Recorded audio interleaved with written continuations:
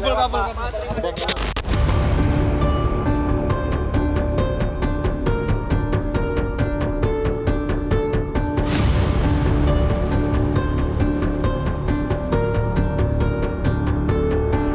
tengah dinamika dan sorotan publik terkait integritas, kasus korupsi dan pemerasan yang menjerat mantan Wakil Menteri Imigrasi dan Pemasyarakatan Silmi Karim menjadi titik balik institusi keimigrasian Indonesia. Langkah berani dilakukan untuk menghadapi realitas dengan keterbukaan, reformasi dan penegakan hukum tanpa pandang bulu.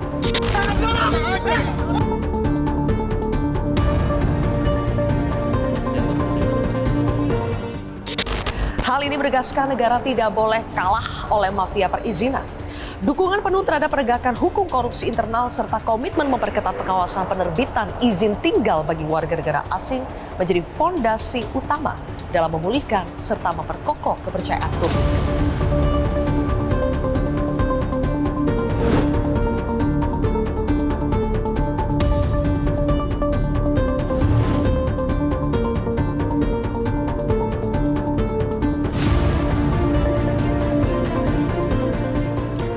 Merespons badai yang mengguncang keimigrasian, Menteri Yusril Iza Mahendra langsung mengambil sikap tegas. Yusril menyatakan pasang badan untuk mengawal proses bersih-bersih. Menurut Yusril, kasus yang menimpa Silmi Karim adalah ujian fundamental bagi keseriusan reformasi birokrasi di tanah air. Tidak boleh ada kompromi bagi oknum yang menjual otoritas negara demi keuntungan pribadi. Langkah penegakan hukum ini dijadikan momentum pembersihan total, bukan sekedar kosmetik politik belaka. Dapat dijadikan sebagai satu pelajaran bagi kita bersama agar tidak terulang di waktu-waktu yang akan datang. Dan terus kami juga akan melakukan pemantauan, peningkatan pengawasan, perbaikan sistem agar tidak terulang lagi kasus-kasus dugaan tindak pidana korupsi yang terjadi pada imigrasi, juga pada unit-unit kerja yang lain, pemasyarakatan, administrasi hukum, pelayanan HAM, dan lain-lain. Ketegasan adalah modal utama untuk penegakan hukum. Komitmen ini dibuktikan melalui serangkaian operasi keimigrasian skala besar di lapangan. Salah satu tindakan nyata terlihat pada pemindahan ratusan WNA pelaku sindikat kejahatan siber dan judi online internasional di kawasan Hayam Wuruk ke rutan imigrasi.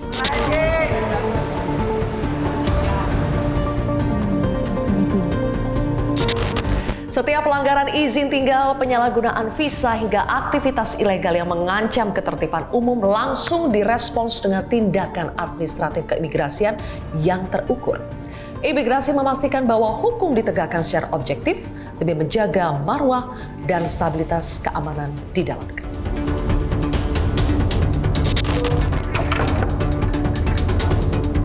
Pintu Indonesia selalu terbuka bagi dunia, namun dengan prinsip yang jelas, yakni asas kemanfaatan. Warga negara asing yang membawa nilai tambah, investasi, ilmu pengetahuan hingga prestasi olahraga adalah sahabat yang akan disambut dengan karpet merah.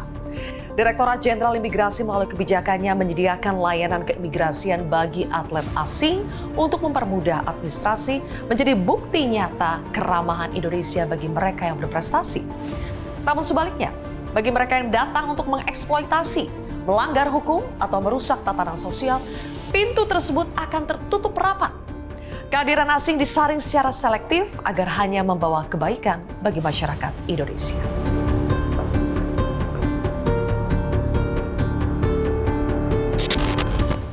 Prinsip selektif ini dituangkan melalui evaluasi mendasar kebijakan fiskal dan keimigrasian.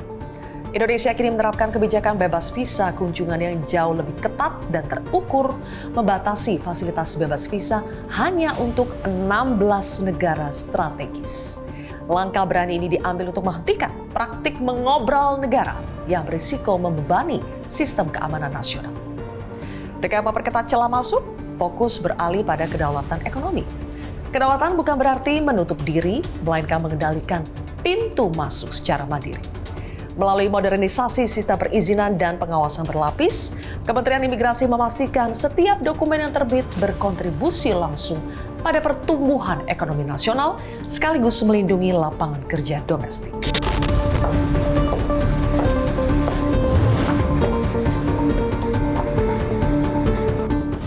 Melalui ketegasan hukum di dalam rumah sendiri, efisiensi pelayanan dan kebijakan strategis yang matang, imigrasi Indonesia kini melangkah mantap menuju panggung regional. Di kawasan ASEAN, Indonesia tidak lagi sekedar menjadi pengikut, melainkan bersiap menjadi pemimpin dalam tata kelola keimigrasian modern. Pertanyaannya, apa saja langkah yang disiapkan untuk menghadapi tantangan ke depan? Kami akan langsung mengonfirmasinya bersama dengan Direktur Jenderal Imigrasi, Hendarsam Marantoko, yang sudah hadir bersama saya di sini. Pak Hendarsam, apa kabar? Ya, baik sih. Baik ya Pak. Ya. Terima kasih sudah menerima kontroversi Pak Hendarsam. Saya terima kasih. Iya, momen ini pas 3 bulan sejak Pak Hendarsam dilantik sebagai Dirjen Imigrasi. Iya. Jadi saya kembali lagi ke momen pada saat Pak Hendarsam dilantik ya, 1 April yang lalu, yang tersorot adalah ketika pelantikan itu dihadiri ada sejumlah aktivis yang selama ini lantang bersuara tentang korupsi. Ada Novel Baswedan, Yudi Purnomo, dan satu lagi itu adalah Haris Azhar. Haris Azhar, oh iya. Apa makna kedatangan tokoh-tokoh aktivis anti korupsi ini pada saat pelantikan Bang Hendarsam? Ya kalau kita membaca dari sisi mata politis tentunya seolah-olah timbul makna. Cuman sebenarnya saya pengen ceritakan hubungan saya dengan kawan-kawan itu bukan dalam jangka waktu yang pendek. Saya sudah berhubungan lama ya. Kita sama-sama aktivis dengan Novel, dengan Mas Yudi, dengan Haris Azhar. Kami sering berinteraksi dari dulu juga seperti itu, dan kami sepertinya mempunyai pemahaman yang sama tentang bagaimana kita memperbaiki bangsa ini dari sudut pandang kita masing-masing. Contohnya ya mungkin dari sisi tata kelola birokrasi dan reformasi di bidang birokrasi. Jadi sebenarnya kita banyak pandangan yang sama lah, karena kan tentunya saya dengan kawan-kawan itu adalah ya kita bisa dikatakan kita aktivis ya, ada di luar, kemudian saya masuk ke dalam menjadi seorang birokrat ya, yang mungkin diharapkan dan juga yang bisa kita tularkan ke dalam bahwa napas-napas reformasi birokrasi itu bisa berjalan di dalam pada saat itu. Jadi sebenarnya nggak ada simbol apa-apa sih sebenarnya. Ya karena kebetulan itu kawan-kawan saya, teman saya berdialog, teman saya berdiskusi, dan banyak sekali fase dan momen yang sudah kami alami sebenarnya, yang sebenarnya tidak bisa saya ceritakan. Sebenarnya kami sama-sama berjuang untuk keyakinan kita terhadap Indonesia yang lebih baik sih, lebih seperti itu. Oke. Mungkin tidak ada simbol khusus, tapi kita bisa melihat bahwa bagaimana ada harapan ya, harapan supaya Pak Hendarsam bisa memberikan sesuatu yang baru di Direktorat Imigrasi ini, karena kita tahu sebelumnya belakangan ini Pak Hendarsam sedang disorot sekali imigrasi kita karena ada kasus yang kemarin itu. Pak Hendarsam tadi mengatakan selama ini berada di luar, sekarang berada di dalam. Apa bedanya ketika sudah masuk ke dalam sistem? Bagaimana Pak Hendarsam melihat persoalan-persoalan yang ada di dalam saat ini apa? Ya tentunya begini. Saya rasa tantangan terbesarnya itu adalah budaya birokrasi kita. Makanya itu saya saya mempunyai gagasan sebenarnya bahwa memang kita ini adalah institusi pemerintah, institusi birokrasi. Tapi saya ingin bahwa kita berjalan, kita bekerja itu secara korporasi. Jadi sekat-sekat birokrasi itu kita potong, tapi tanpa harus keluar dari azas-azas good corporate governance (GCG). Jadi itu yang penting supaya semua ini bisa berjalan dengan cepat. Kalau enggak ya ibaratnya itu untuk mengambil satu keputusan kita harus ambil beberapa kajian, rapat segala macam. Saya nggak mau itu. Yang penting ada 1-2 kajian dengan gagasan yang tepat, itu bisa kita jalankan dan kita implementasikan. Itu lebih memangkas waktu dan tentunya memangkas biaya. Itu satu hal kecil saja yang dari banyak hal yang sebenarnya bisa kita lakukan. Jadi secara makro sebenarnya seperti itu. Yang kedua tentunya ya kita bicara apakah ini di imigrasi saja. Saya rasa ya semua juga tahu bahwa Indonesia punya budaya seperti itu ya, yang di zaman pemerintahan Pak Prabowo ini saatnya momentum kita untuk berbenah.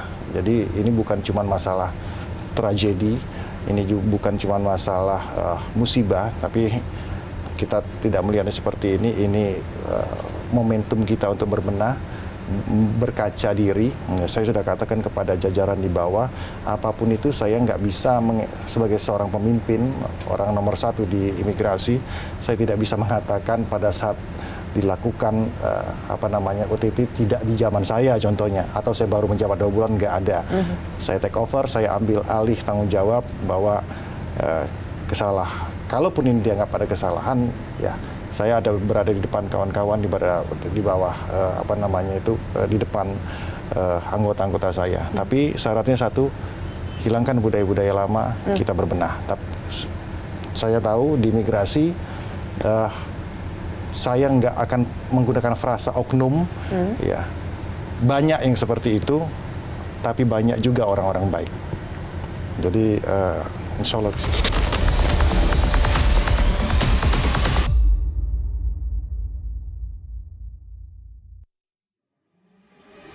Imigrasi berbenah menutup celah, itulah topik kontroversi pada hari ini dan sudah hadir 2 narasumber di studio Metro TV.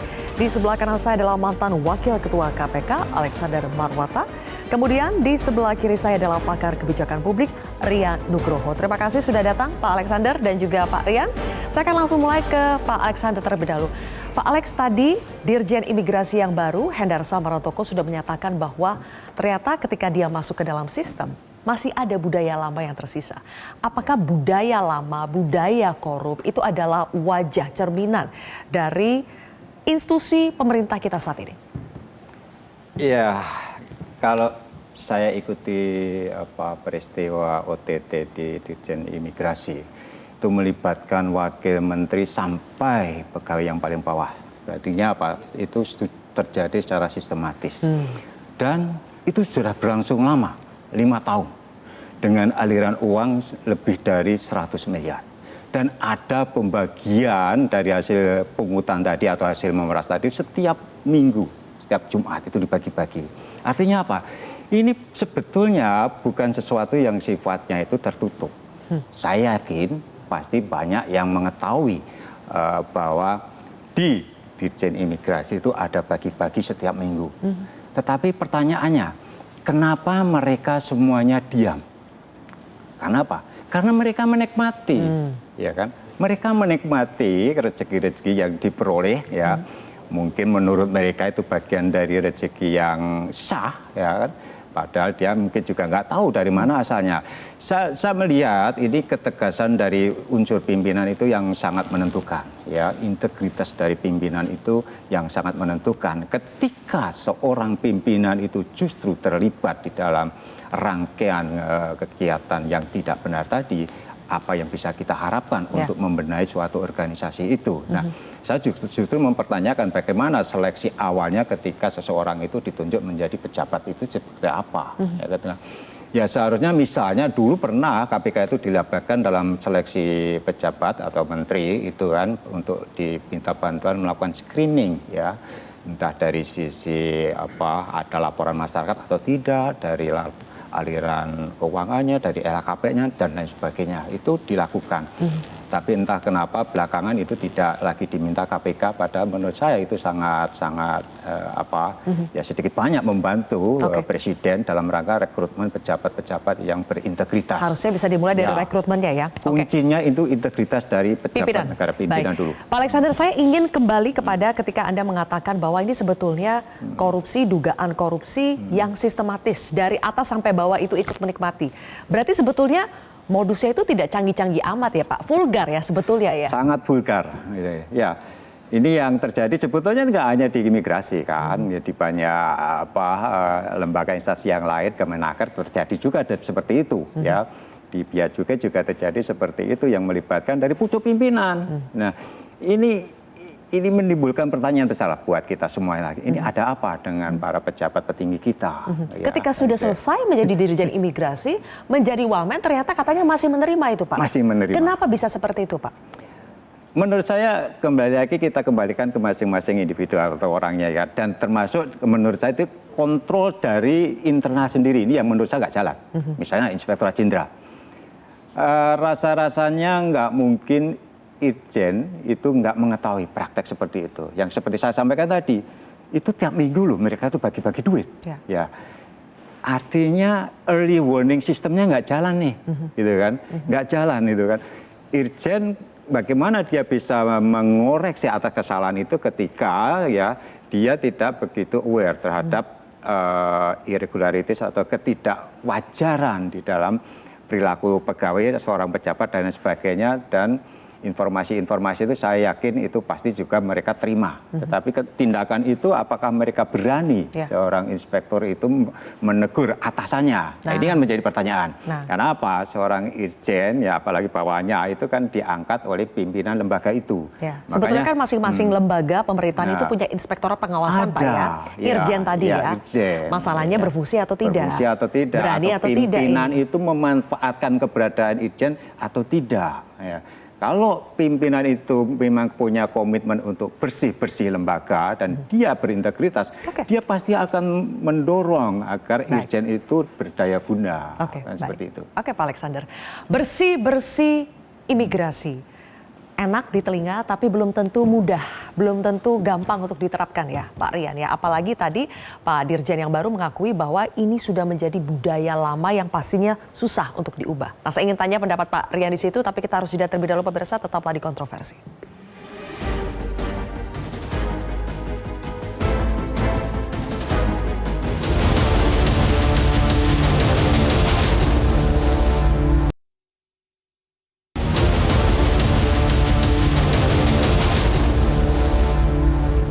Oke, Pak Rian Nugroho, sebelum kita bahas bagaimana mengubah budaya lama itu ya, saya ingin tanya dulu sebagai pakar kebijakan publik, Pak.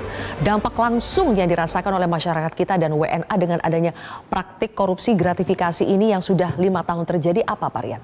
Jengkel, marah gitu loh. Begini ya, tadi saya agak kurang sepakat dengan Pak Dirjen tadi ya. Ini kalau membersihkan imigrasi gampang sekali kok. Coba lihat. Pak Jonan itu kurang cepat apa yang lebih susah apa itu, susah banget kereta api. Jadi yang penting itu memilih pemimpin yang jujur, selesai. Kedua, dia bikin kebijakan yang benar. Jadi kalau pemimpin udah nggak jujur, kebijakannya pasti salah. Jadi saya nggak setuju dengan kata-kata budaya, tidak ada. Di dalam birokrasi itu staf manut dengan pimpinannya. Suruh korup ya korup, suruh nggak korup nggak korup, gitu aja. Dan tidak usah mengatakan, oh itu sekarang korporasi. Tidak. Birokrasi pemerintah beda dengan korporasi. Bukan GCG, tapi good governance. Jadi yang penting kita ketemu orang yang jujur dan kompeten. Itu tidak selesai. Selain apa? Selesai bekerja. Karena begini loh, ada pengalaman, dia ngomong Lee Kuan Yew ya, mengatakan bahwa pada organisasi yang buruk pun, sistem yang buruk pun, kalau orangnya baik, jadi. Jadi problemnya adalah, saya sepakat dengan Pak Alek tadi, ini milih pimpinannya salah gitu loh. Jadi kalau kita pakai teori loh ya, kan teori dibuktikan, ini namanya Jim Collins, bukunya Good to Great. Kalau mau membuat organisasi baik, maka step pertama adalah first who, then vote. Siapa dulu orangnya, baru vote-nya. Jangan strategi dulu. Orang dulu, karena yang namanya organisasi itu dari orang. Itu manusia. Jadi saya nggak setuju dengan kata-kata, nah susah birokrasi. Enggak. Contoh ya, ini masalahnya adalah kalau pejabatnya ngerti bagaimana ngatur ini, selesai. Saya bekerja di banyak negara lah. 7 tahun lalu saya ke Malaysia sebagai dosen sana. Itu ke sana, waktu ke sana untuk izin kerjanya diurus sama kampus. Nggak ada izin tinggal macam-macam. Jadi nggak usah duplikasi lagi. Selesai. Jadi kalau teman-teman di katakanlah imigrasi atau tenaga kerja tahu itu nggak perlu diperlukan, ya ngapain dibuat izin gitu loh. Dan ini terkait dengan kebijakan yang menurut saya menciptakan ruang korup lagi. Apa tuh Pak kebijakan yang menciptakan ruang korup? PNBP membuat semua organisasi itu bisa mengambil apa saja karena dia bisa mendapatkan bagian dari itu, dan di antara PNBP itu dimungkinkan untuk mengutip gitu loh. Kalau mengutip kan nggak enak, mengutip gitu loh. Dan mengutip itu bisa besar bisa kecil. Jadi kebijakan PNBP sejak awal saya katakan itu salah. Pajak kenapa? Ini ya? Karena membuat semua organisasi pemerintahan boleh ngambil apa saja for the sake of their services. Padahal yang namanya pajak itu lain satu kepada pemerintah keuangan titik. Jangan kayak seperti ini kan, jadi kayak ini kayak katakanlah perusahaan taksi ya. Ini kementerian jadi super taksinya itu kan ya, tarik PNBP dari komisi. Itu kan ruang itu dibuat sejak ke sana. Udah ke sana, di situ dimainkannya nggak ngerti bagaimana jujur. Karena ada juga kementerian yang menterinya jujur gitu ya. Udah, nggak usah gitu. Selesai. Terus terang saja, saya kan banyak ngajar di birokrasi. Murid-murid saya itu pernah ketemu dengan menteri yang jujur. Wah, enak sekali Pak, kami nggak pernah diperintahkan mencari-cari Pak. Saya sangat senang kali. Loh, birokrasi nggak pernah korup. Nggak pernah. Yang korup bosnya, nyuruh bawahannya. Jadi kalau ada sampai ada bawahan korup, Adsan nggak tahu, itu pasti bohong besar sekali itu. Itu pengalaman saya, mungkin saya di pemerintahan keluar masuk mungkin udah 2 lusen menteri itu saya ketemunya itu. Harus dimulai dari integritas pimpinan ya, pucuk tertingginya dulu. Jujur dan kompeten. Nggak cuma jujur loh ya, kalau jujur naif nggak ada gunanya itu. Ya. Integritas dan kredibilitas, kompetensi. Enggak, tolong jangan kata-kata integritas terlalu tinggi itu. Terlalu tinggi? Jujur aja, itu bare minimumnya ya Pak? Selesai, jujur sama bisa kerja, that's all. Baik. Terlihat mudah, Pak, tapi ternyata sulit untuk mengaplikasikannya. No. Very simple. Very simple. Contoh, saya sepakat dengan Pak Alex tadi. Untuk cari ke pejabat, jangan jujur ya, tanya KPK. KPK punya track semuanya itu. Kalau nggak nyala lagi, tanya sama BIN. Itu data ada, tinggal mau pakai apa tidak. Susah di mananya. It's a very simple. Kedua, ini saya beritahu ya, saya pernah menjadi wartawan di kelompok Kompas Gramedia. Tahu nggak yang dites pertama kali apa supaya masuk? Tes kejujuran. Waktu kemudian kami diterima, dibilang, saudara diterima karena jujur, pinter bisa dibuat, jujur nggak bisa. Itu ada tesnya psikologinya. Apa yang susah lagi? Baik. Semudah itu kalau menurut Pak Rian. Pak Alex, saya ingin tanya mendalami lebih jauh soal celah sampai bisa terjadi praktik suap dan gratifikasi itu di mana? Apakah karena pada saat itu kan mulainya tahun 2022 Pak, apakah pada saat itu digitalisasi belum berlangsung dengan baik atau bagaimana sih Pak, celahnya di mana? Sehingga memungkinkan terjadi praktik-praktik di balik meja. Ya jangan salah ya, ini yang terjadi di imigrasi itu sebetulnya sudah pakai sistem yang terdigitalisasi, ya kan? Cuma persoalannya sebaik apapun sistem itu yang menjalankan kan tetap orang. Ya, apa yang terjadi di imigrasi? Jadi untuk mengklik ya prosesnya supaya jalan itu ada bayarannya.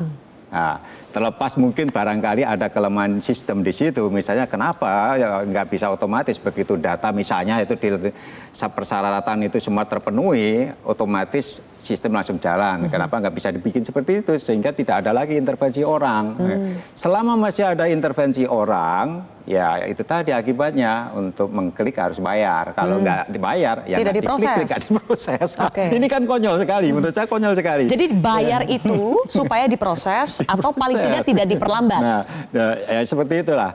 Nah, ini kan paradigma lama kan berlaku apa budaya lama itu kalau bisa diperlambat kenapa harus dipercepat? Kalau bisa dipersulit kenapa dipermudah gitu ya Pak? Masih itu ya sampai sekarang ya? Tujuannya kan untuk mendapatkan income tambahan tadi kan ya.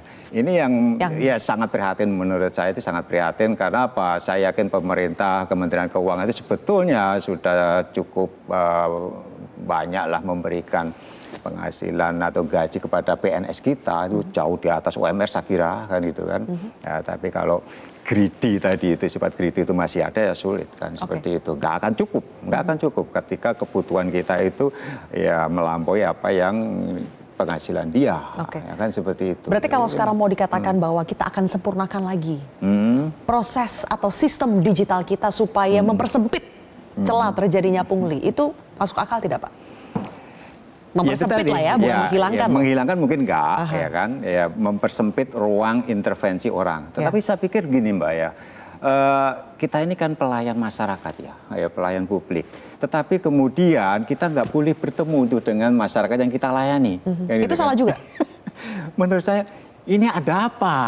Dan semuanya menyerahkan kepada mesin, kan gitu. Kalau seperti itu, kenapa harus kita rekrut pegawai negeri banyak-banyak? Kan seperti itu kan? Kan mending sedikit pegawai negeri semua dibuat secara digital bersistem yang baik itu online, sehingga apa kita bisa memberikan gaji tinggi kepada pegawai negeri.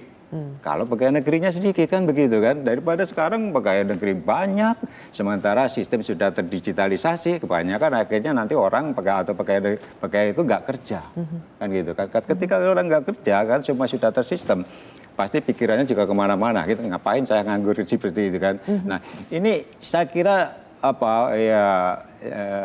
sistem perlu dibenahi tetapi kembali lagi ini integritas ini yang menurut saya menjadi persoalan yang sangat mendasar. Ya, kejujuran itu menjadi persoalan yang sangat mendasar terkait dengan para pegawai kita, pelayan publik kita itu seperti itu. Nah, KPK sebetulnya sudah memberikan contoh ketika ada pegawai rutan yang seperti kita ketahui kan, kita berhentikan semua, termasuk mereka yang tidak terlibat langsung, tetapi dia dapat bagian, ya kan, Tercipat 1 juta, kita berhentikan semua. Mereka ASN loh. Ya.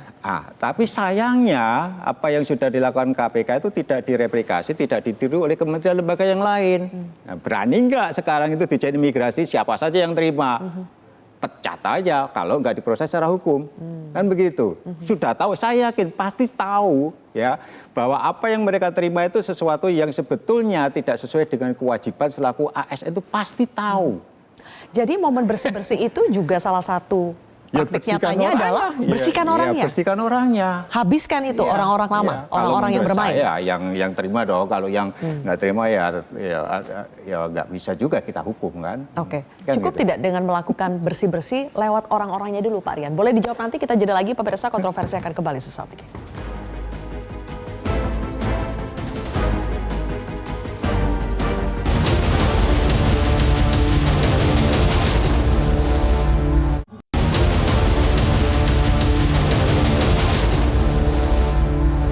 Masuk dengan keadaan yang menurut Pak Hendarsam budayanya sudah terbentuk seperti itu, Pak. Ya, dari zaman Orde Baru kalau Nah, kalau kita nggak bisa- menghilangkan atau paling tidak mengurangi lah budaya yang kotor seperti itu bagaimana? Langkahnya apa, Pak? Itu jadi- pasti sulit sekali.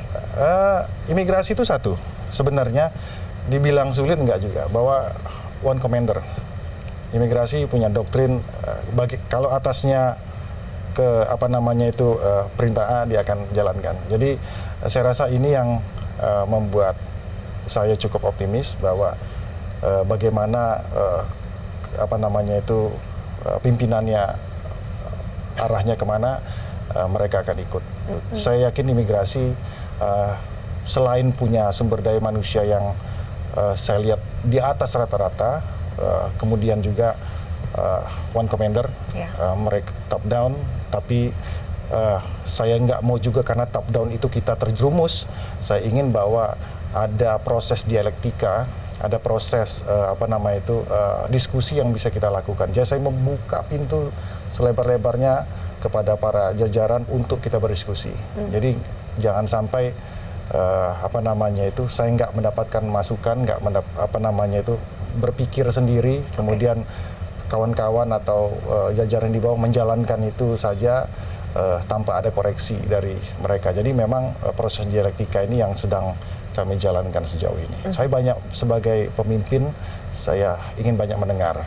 Ya, kemudian dengan banyak mendengar, kemudian kita bisa merumuskan sesuatu yang tepat. Saya rasa makanya oleh karena itu saya juga sering bilang bahwa membuat sebuah kebijakan itu bukan keputusan, karena di dalam kebijakan itu ada kata bijak ya, kata bijak berdasarkan dari frasa bijak ya harus menjadi seorang yang wise man kan gitu kan. Nah sebenarnya ruhnya di situ. Jadi itu yang harus saya lakukan ke depannya seperti itu. Pak Hendarsam, ketika momen OTT itu terjadi, apakah Pak Hendarsam langsung memetakan mana orang-orang yang harus dievaluasi, yang harus dibersihkan dalam tanda kutip ya, supaya jaringan lama atau struktur lama yang ikut bermain pada saat kasus itu terjadi itu hilang? Mau jujur ya? Jujur dong, Jadi Pak. dari awal saya masuk, saya sudah tahu sebenarnya bahwa memang imigrasi sedang disorot. Sprint lidiknya masih hidup.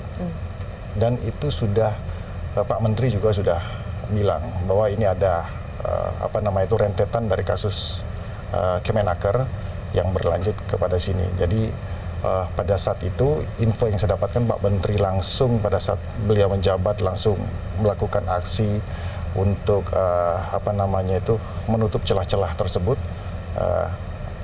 Makanya kalau mungkin nanti, tapi kita lihat ya, saya nggak tahu. Mungkin kalau dibandingkan dengan periode sebelumnya akan jauh berkurang, tapi memang kalau kita bicara orang ya, kadang-kadang ya masih ada yang bermain, kita nggak tahu. Tapi bahwa saya tahu bahwa kami sedang diawasi, ibaratnya itu ya sooner or later hal ini akan terjadi. Tinggal nunggu waktu aja. Ya kalau waktunya ya cepat ini ya artinya kita cepat untuk berbenah. Jadi tapi memang kalaupun artinya hal tersebut tidak terjadilah seperti itu, pembenahan itu tetap kami lakukan karena memang saya rasa saya ingin bukan legacy yang sifatnya etalase, bahwa saya ingin membangun pondasi. Ketika membangun pondasi, maka oleh karena itu yang kita lakukan adalah secara struktur semua harus berubah, ya harus berbenah. Dan saya salah satu orang yang yakin bahwa seseorang terbentuk itu karena sistem, ya kan?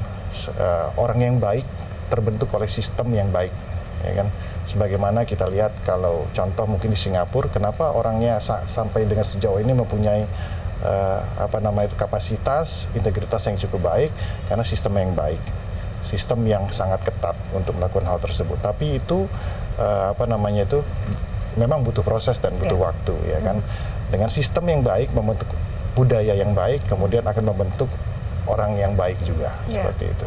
Oke, jadi apa Pak sistem yang sudah Bapak mulai benahi untuk menutup celah-celah permainan kotor itu, Pak? Jadi gini, memang kalau di imigrasi sebenarnya secara pelayanan kita sudah cukup proven, ya. Mungkin dengan bahkan kita dengan negara-negara lain, kita mungkin sekitar, ya saya bisa katakan mungkin 20 besar terbaik dunia mungkin, ya, dari sisi digitalisasi. Tapi ya terkait dengan masalah penyelewengan ini yang harus kita lihat. Jadi kami berusaha untuk menutup celahnya itu dengan memperkuat digitalisasi itu, salah satunya dengan mengurangi tatap muka atau meminimalisir atau sama sekali tidak ada tatap muka. Ketika ada tatap muka, maka di situ akan ada akan ada celah untuk terjadinya transaksi. Jadi hal itulah yang kita evaluasi.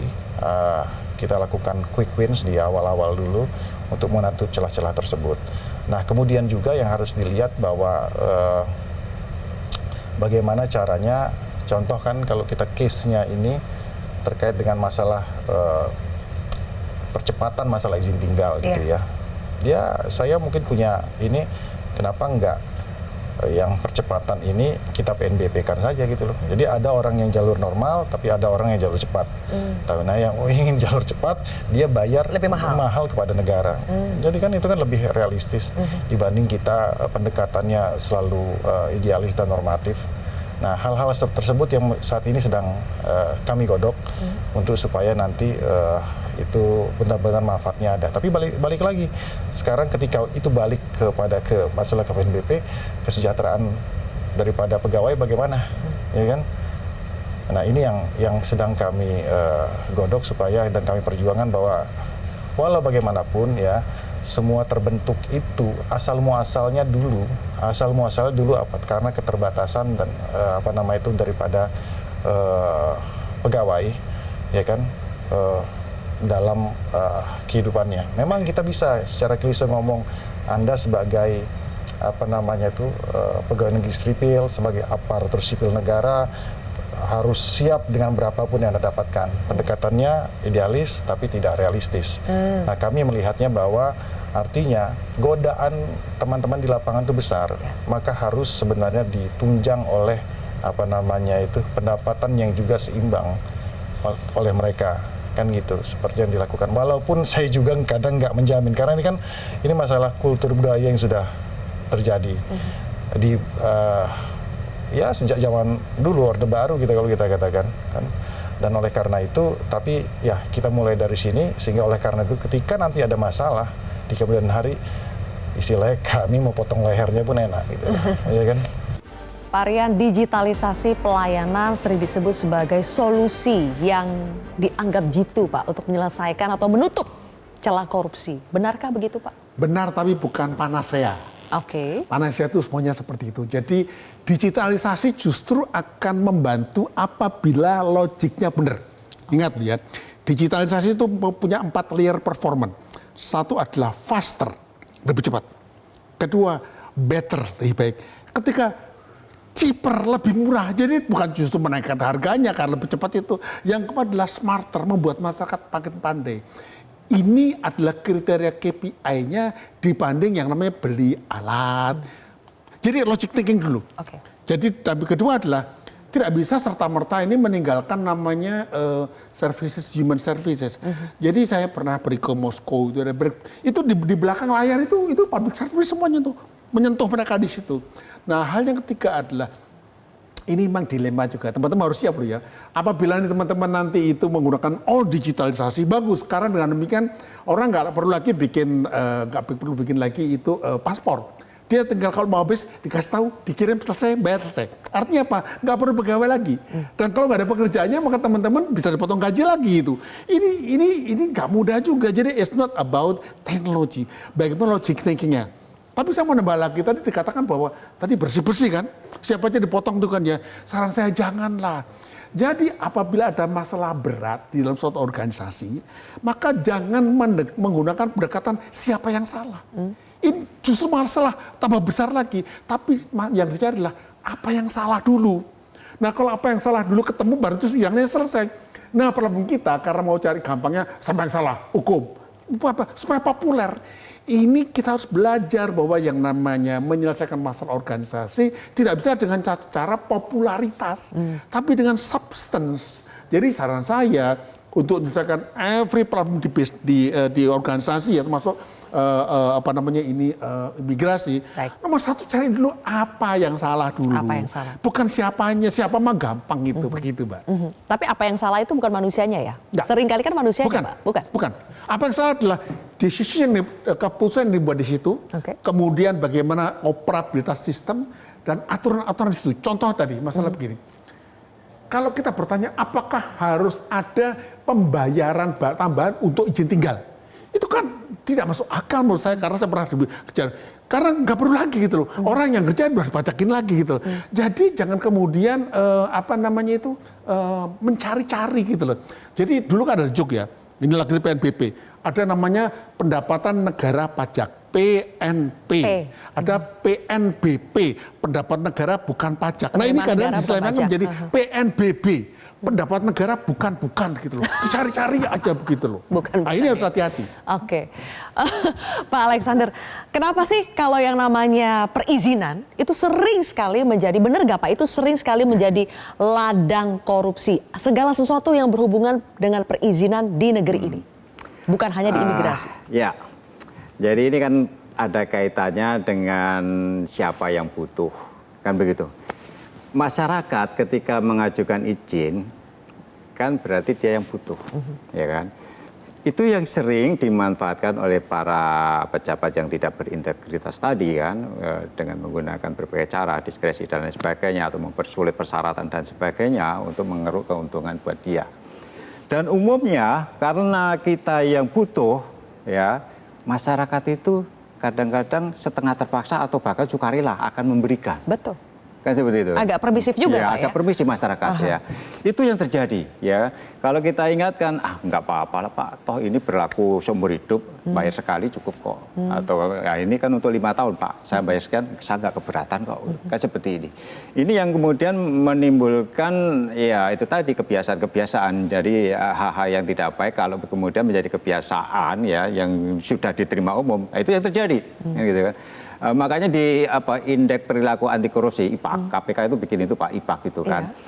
Tingkat pemahaman masyarakat terkait dengan korupsi itu meningkat, tetapi belum tercermin dari perilakunya. Gitu. Karena itu tadi masyarakat itu masih permisif untuk hal seperti ini. Bisa jadi orang yang mengajukan izin tinggal, mereka nggak keberatan, dan itu terbukti nggak ada yang lapor. 5 tahun loh, nggak ada yang lapor loh kalau dia itu dipungut. Artinya apa? Mereka ikhlas kan, gitu kan?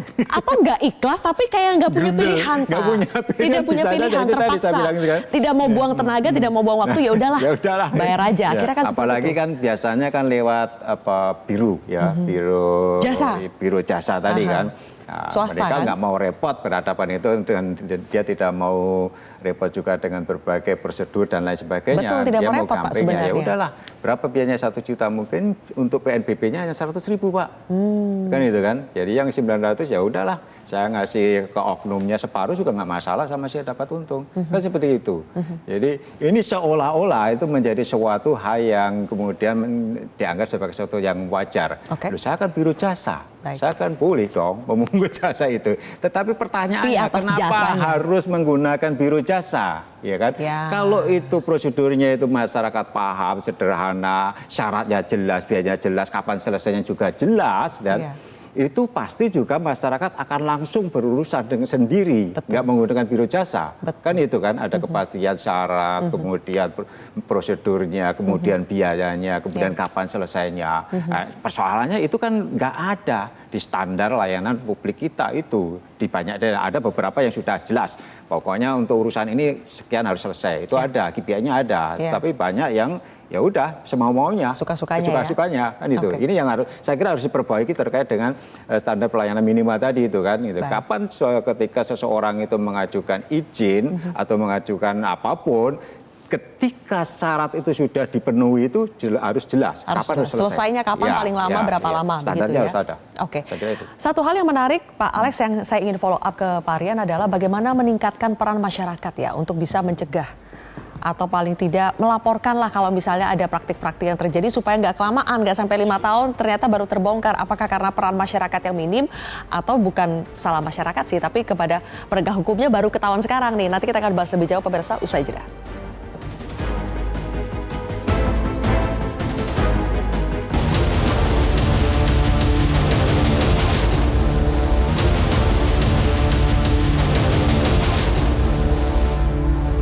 Oke, Pak Hendarsam juga menggandeng KPK untuk proses bersih-bersih ini. Iya, sudah. Jadi satu, untuk proses yang hukum yang saat ini sedang dihadapi, kami sangat kooperatif, membuka diri dan membuka akses seluas-luasnya kepada KPK untuk melakukan penyidikan.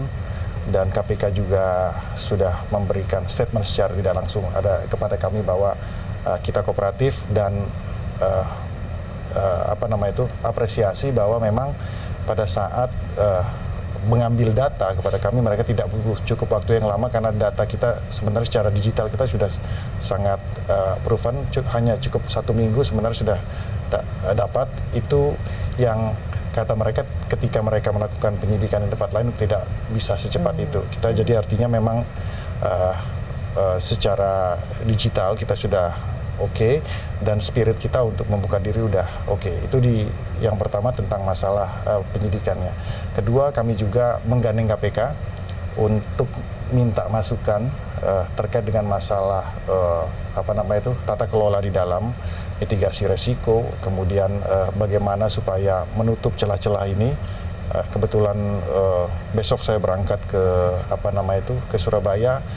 Itu salah satu yang kita gandeng adalah KPK untuk memberikan masukan kepada kita terkait dengan tata kelola kita ke depan.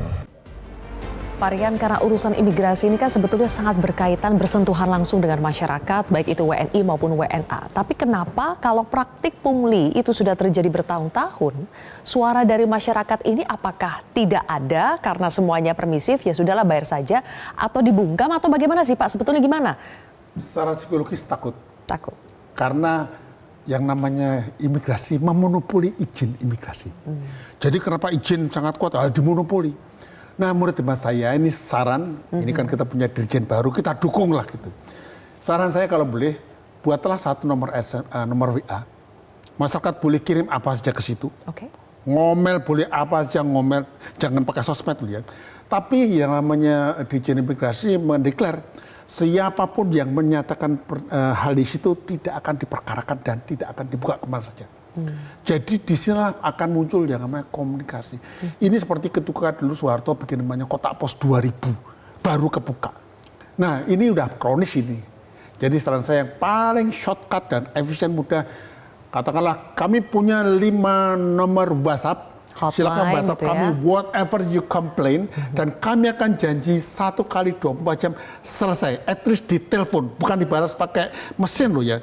Kedua, dibuat deklarasi, harus declare tuh bahwa teman-teman yang atau sesama saudara sebangsa tanah air itu ya, satu pun tak ada yang diperkarakan di depan hukum apabila gini. Masalah kan kita gini, di Indonesia ini menyampaikan pendapat kepada pemerintah itu dijamin oleh hukum gitu loh.